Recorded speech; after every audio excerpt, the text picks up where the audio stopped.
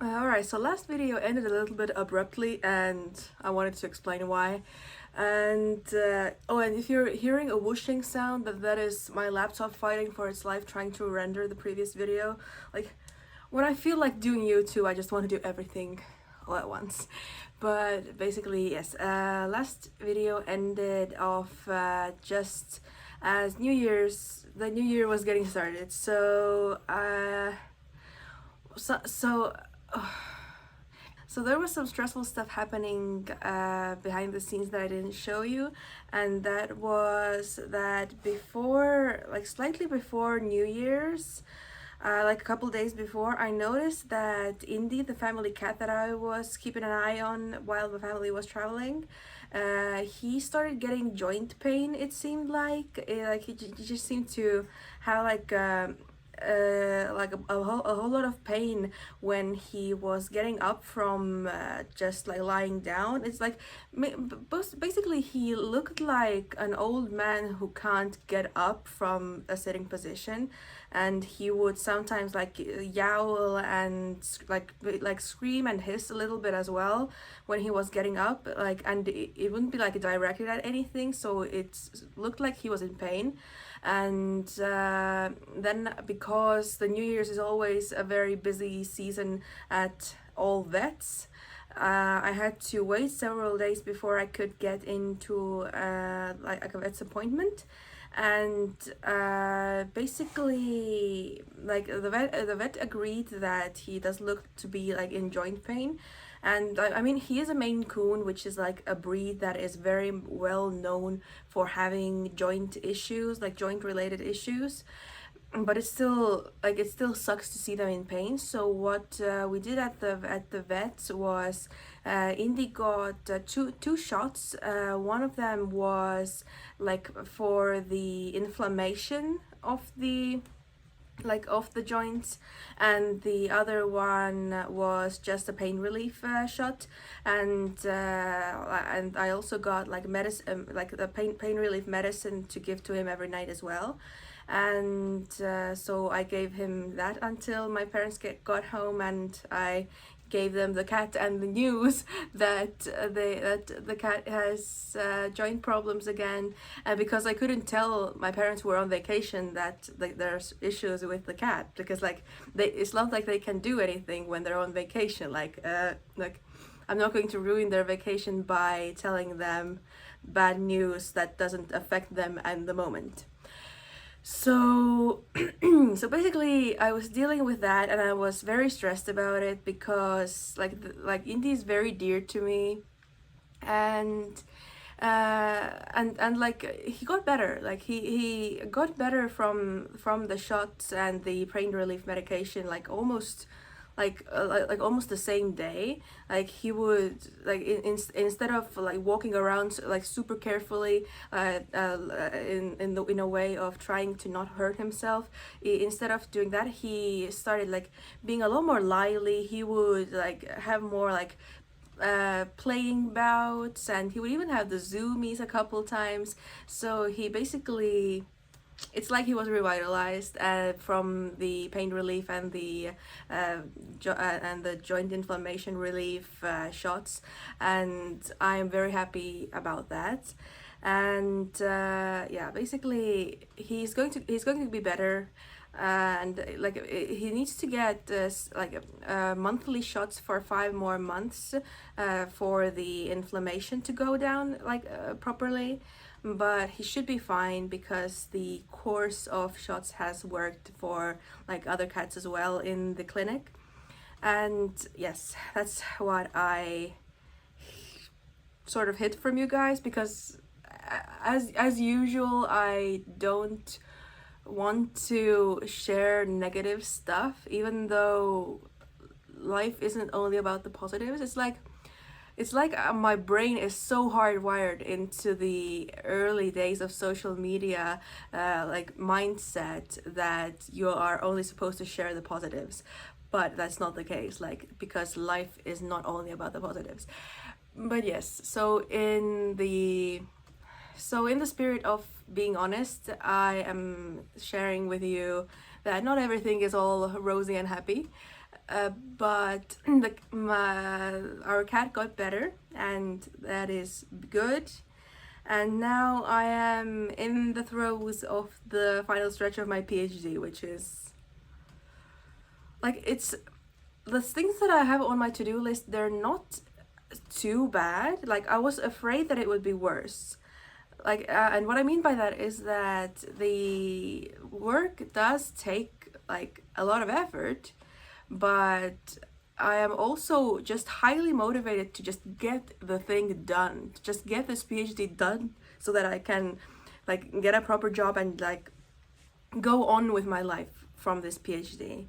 And since I am just so highly motivated to get it done, if not necessarily very hype about the work itself, I'm still like getting it done, and it's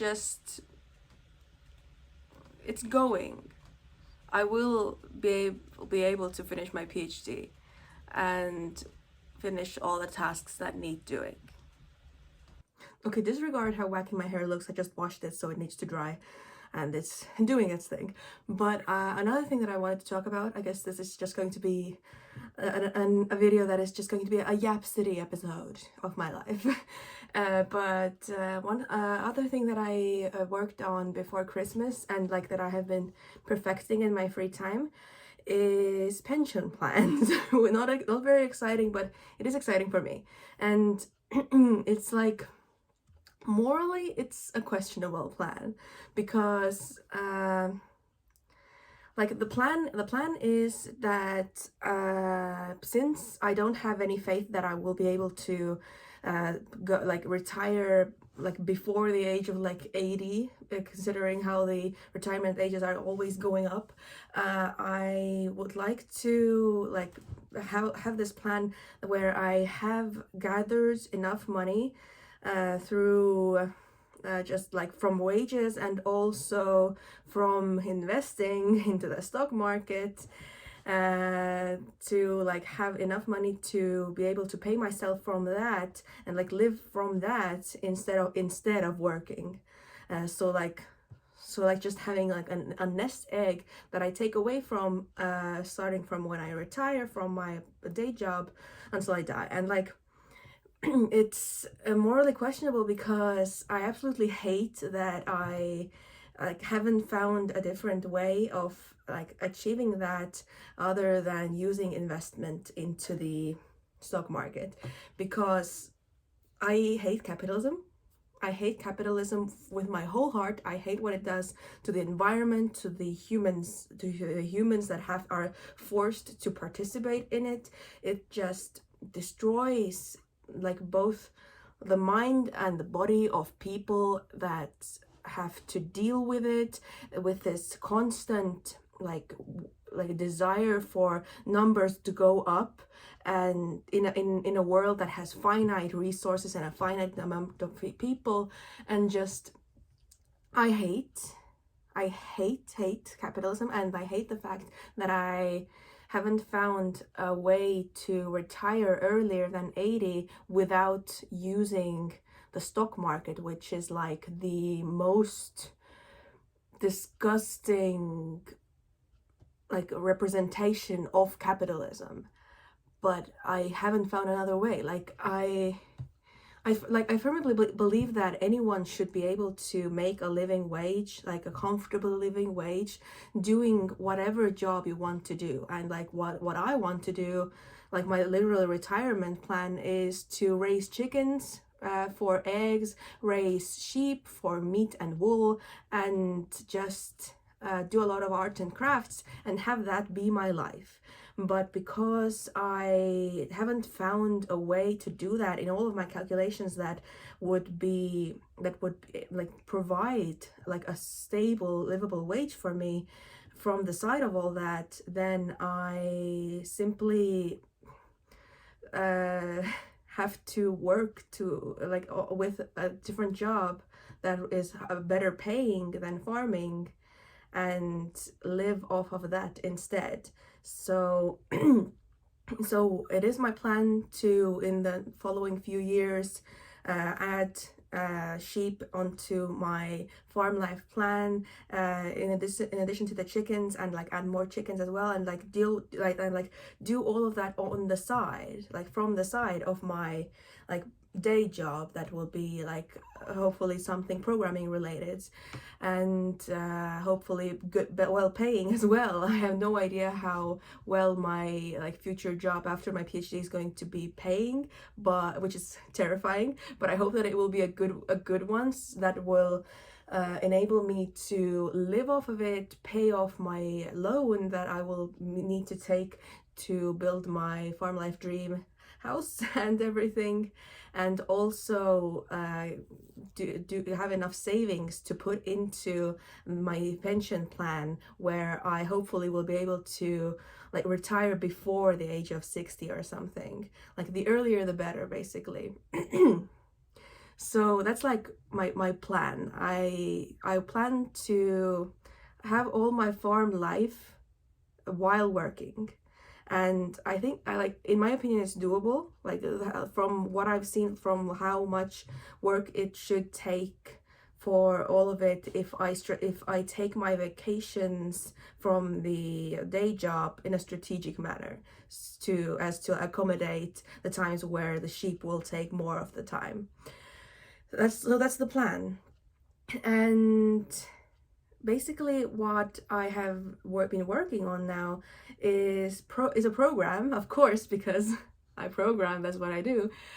It's a program for retirement, and it's basically like I'm taking into account a lot of things in the program, such as I'm taking into account inflation, which I took like an average yearly inflation of 3%, because it's going to be eating away at my savings whatever I do. So and also I'm taking into account a yearly increase of my like nest egg of 7%, because like I read that for the past 30 years, for the past 30 years, the stock market has been like on average increasing 9.9% every year. So I do all my calculations with a more conservative 7% increase, but also with a more enthusiastic 9%, to see like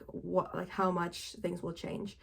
And also I am in the program, I am assuming that I will live to be 100 years old, hoping that it won't be more than that, because then my simulation, my program will not work that well. And then I also what I enter into the program is basically like a guesstimate of what size the nest egg might have to be to support a living wage, like the wage that I enter, also that I want to receive after all the taxes. And also then what I also enter is the year at which I want to start my retirement. And then the program basically simulates how the wages, basically the program takes the nest egg, like on every year it takes the nest egg, it removes the yearly wages from that nest egg, and it also takes into account what those yearly wages will have to be on that year, taking into account inflation starting from now. And also and then afterwards it assumes the stock market increase percentage that I choose for the remainder of the nest egg that will be remaining after taking away the yearly wages. And and what the program does, it just simulates all those years, and it then like gives me a nice figure of how the in an ideal simulation, if I choose the nest egg well enough, then how the value of the nest egg will initially, like for the majority of the pension, go up, but at some point reach a maximum and then start going down, but it won't go below zero in value before I die. And that is like the goal, because that is like the minimum nest egg that I will need in order to retire on the chosen year. that like to achieve my retirement dreams without having to work a day job until I am 80. So recently I have added into the program like sort of tax optimization, which like was a kind of more difficult to add into the program because it's basically like in the program I have to take into account that the basically in the program I have to take into account that I have to pay out at least a minimum wage for myself because I need to have social insurance, aka health insurance, because if I don't have like a day job registered that pays my social insurance, then I need to have the money of my nest egg be my wages, because the nest egg will have to be in like inside its own business to also optimize taxes, because apparently businesses don't have an income tax in that way, which blows my mind, because that is like, if businesses had an income tax, then the country would be so much richer. Like, why do we not have that? Like, I was blown away when I found that out. But that's a side note.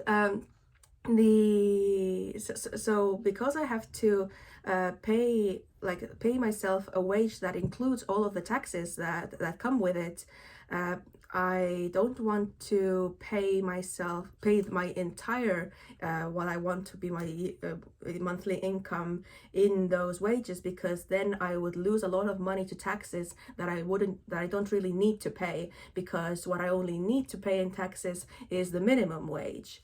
So when if I pay myself a minimum wage as a wage, and the additional what I need to have, like what I want to be my monthly income in dividends from the company, then the dividends have a much lower tax rate. So I took like that into account now in my program, and basically now I can show you what I have. So yes, basically this is the result. This what I'm showing you is the result of a simulation where where the starting nest egg is 1.5 million euros, which is a lot. Like, all the simulations need a nest egg that is frighteningly large, and I don't know how how or if I will be able to achieve that, but it's good to have a goal in mind, in my opinion, and like know what is needed to achieve that goal. So I'm just like moving with that in mind. So this is a simulation where I am starting my retirement in 2039, which is very soon. I'm starting it with 1.5 million euros in the Nest Egg Fund, and assuming that I want to receive a post-tax monthly income of 2,300 euros, which is like on the larger side, and that is like the 2025 value of that. So it is on the larger side, and so this program does what we can see from the figure, that in the first plot we have the total nest egg funds and how they increase with how they for the majority of the retirement, because the years are going on the x-axis. For the majority of the retirement, this nest egg is increasing from the stocks increase, but then at some point it's going to start going down, but it's not going to go below zero before I die. And that is like the main point of the simulation. And then on the second plot we have the total monthly expenses for the nest egg fund. So we have the total expenses in pink, the dividends that will be the majority of those total expenses in blue, and then the wage expenses for the minimum wage of those years, assuming that all of those things increase from the current Estonian minimum wages, like with inflation, which might not be the case, but that is like the best estimate that I can do in my simulation, because no one can really see the future. It is just like models and estimations, physics basically. And then the third plot shows what the post-inflation and post-tax income will be then monthly, after everything, that includes both the dividends post-tax and the wages post-taxes, which also is increasing with inflation.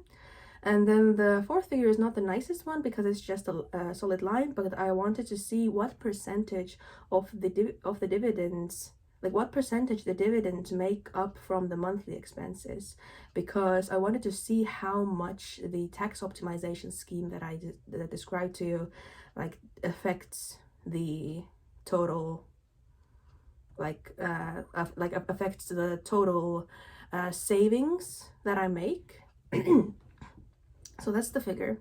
And I also and I made like a whole lot of these simulations, because my goal is to get to those simulations that have the nice first plot where we have first an increase in funds and then a decrease, but that the decrease doesn't go below zero.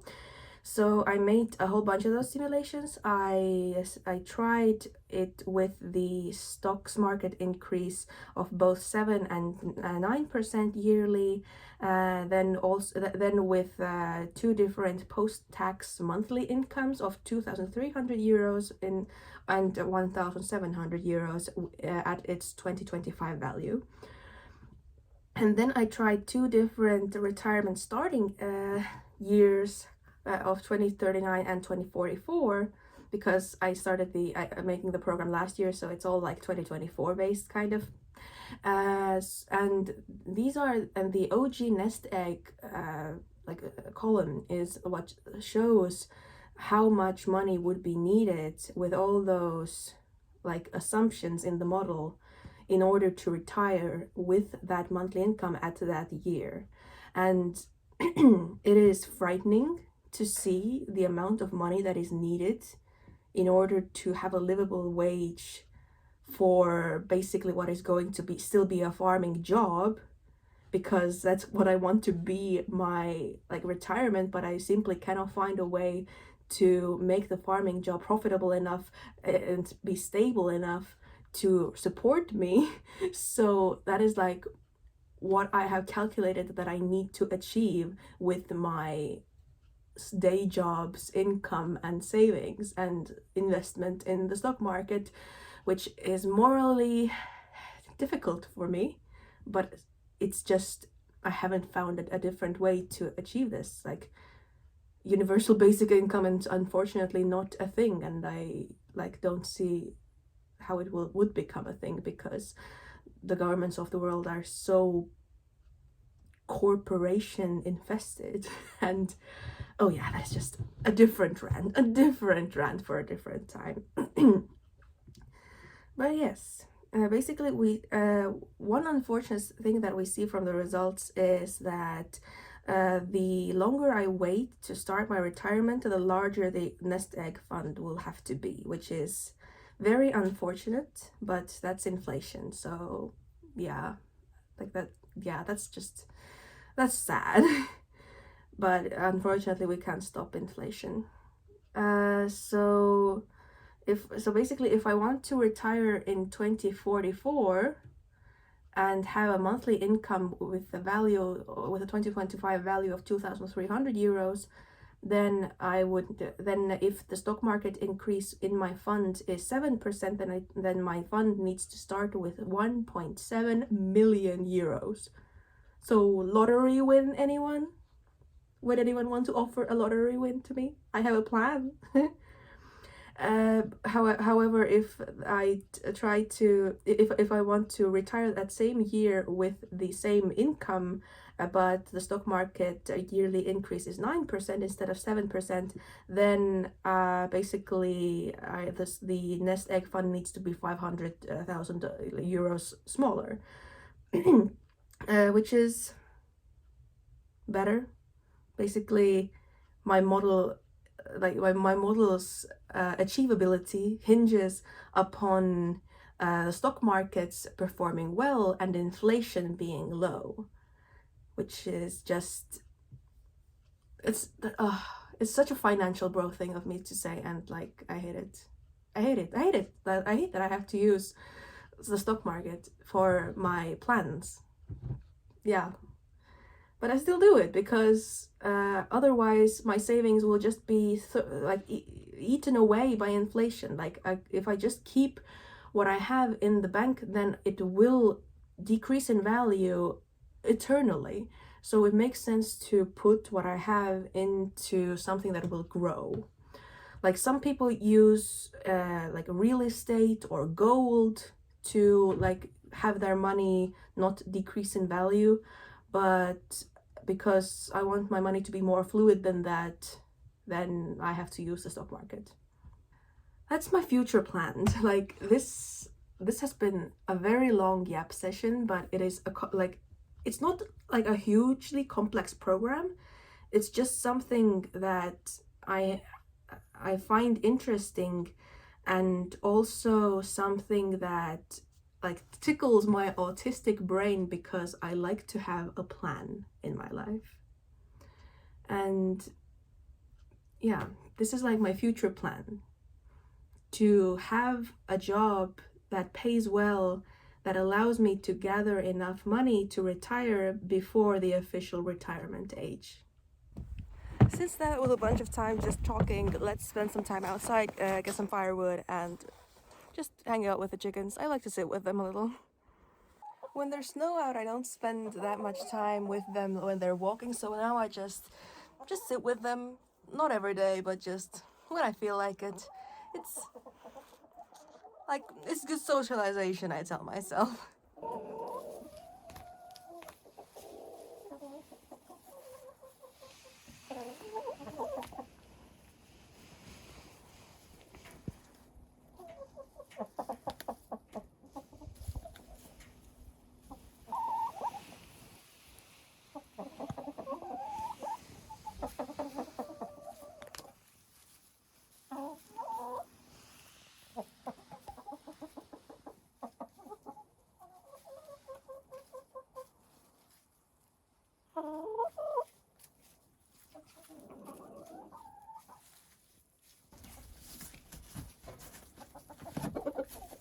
Good job, Rooster. You're doing your job. And good job, Poopsie. Now I know your eggs are fertilized as well. Good job, everyone.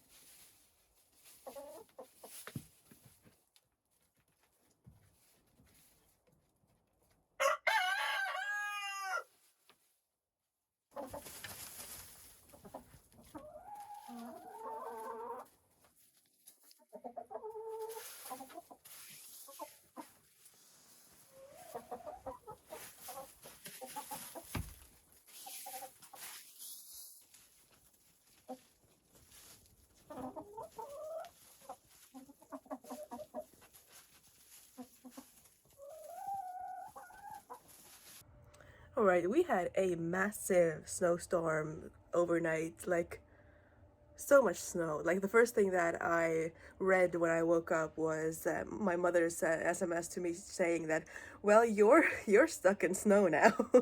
But fortunately, I wasn't planning to go anywhere for like 4 days, so I'm very confident that in that time the snowplow is gonna come through, and the electricity even came back. It went away overnight, but it's back, so I can like make pancakes and live my normal life just with a lot of snow shoveling. Alright, now that I'm in my top tier winter fashion, let's see if we can get out and what the situation is like and how much I have to shovel today.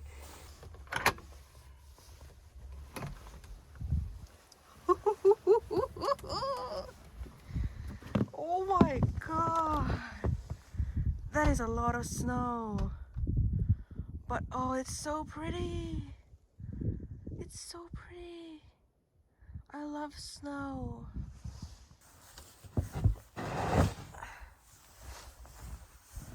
Wow.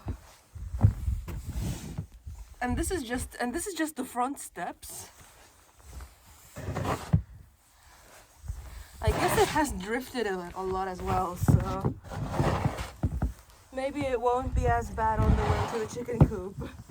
Because I do want to check on the chickens, like, how are they doing in all of this?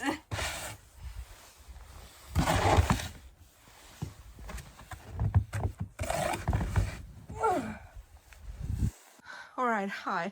I have cleared the first 2 steps of the terrace, and I'm not going to bother with the road because when the snowplow does show up, I'm going to have to remake my paths in any case. So I'm just gonna go.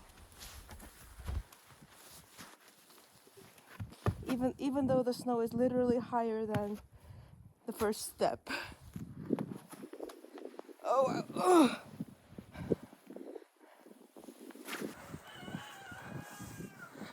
ooh, I can hear the rooster crow. That means he's all right at least.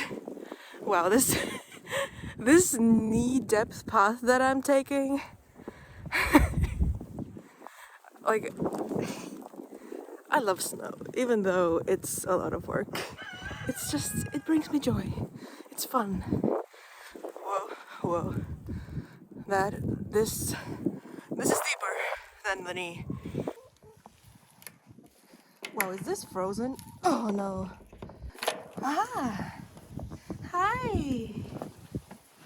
I see we're eating the snow because obviously the water that I have inside for you is not good enough for you.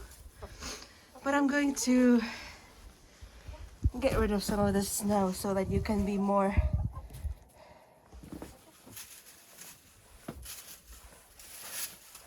I'm going to shove all the snow to the side so that you can walk on more of the ground here. Yeah. So essentially the chickens are fine. The snow doesn't bother them because they have a nice dry spot here. But I have to do a lot of shoveling now. So my plan right now is to dig a pathway to where the firewood is, but not the entire way to the house, but just from the roads, sort of marked by that rock. So let's get to it.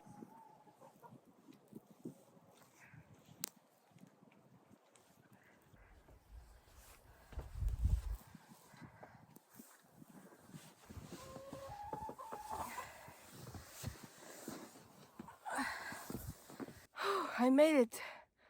I managed to dig my way to the firewood.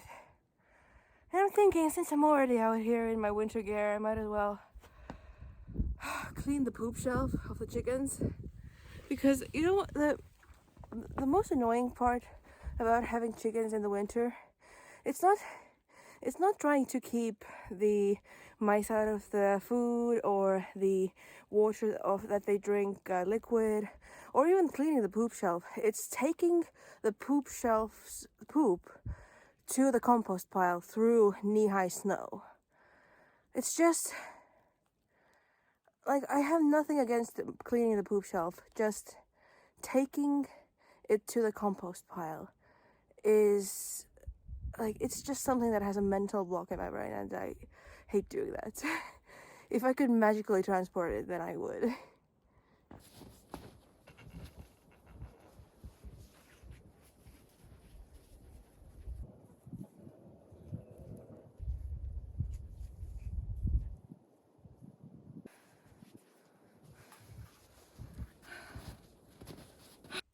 Well, the power went out again, just as I would like to take a shower. But at least I got to do all my morning stuff. I got to make breakfast and make my coffee and just stock up on water before the power went out again. So I'll be fine. Although I would like for the power to come back sometime today, because after digging in the snow for over an hour, I feel disgusting. I need a shower. Well, it's still snowing. It is absolutely beautiful though. And the snowplow came last night, so I'm no longer snow locked, snow prisoner. I'm no longer snowed in. Yes, that's the word. And I'm getting tired of shoveling all the snow, but that's because like chronic illness and I just have a limited amount of energy every day. But I'm going to get my car out of the thigh-high snow at some point. Because while the snowplow did come, they didn't like exactly dig out my car from the thigh-high snow, so that's still up to me. But for now, I'm just going to get some firewood and like have a work day once I've recovered from the ordeal.